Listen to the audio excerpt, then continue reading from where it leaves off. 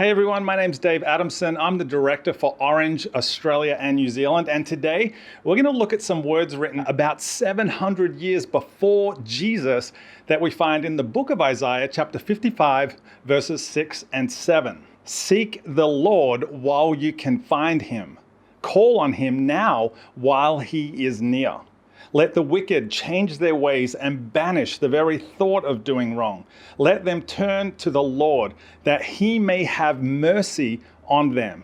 Yes, turn to our God, for he will forgive generously.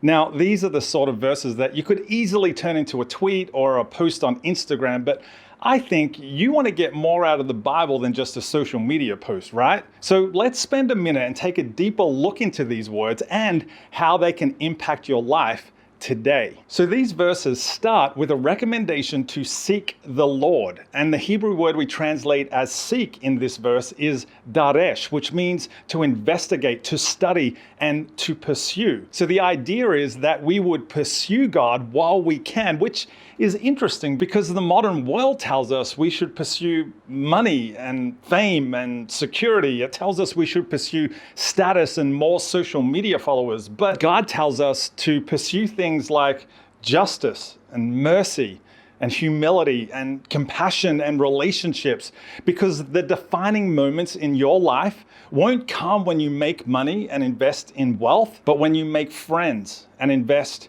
in people.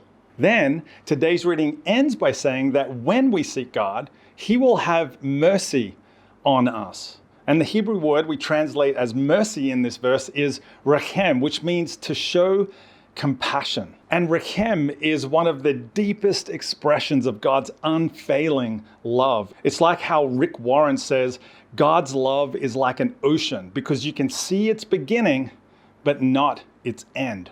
But most importantly, rechem is the sort of unfailing love God has for you. So today, just like the prophet Isaiah, I want to encourage you to do two things. The first is to seek God, no matter what you're doing or what you're facing today.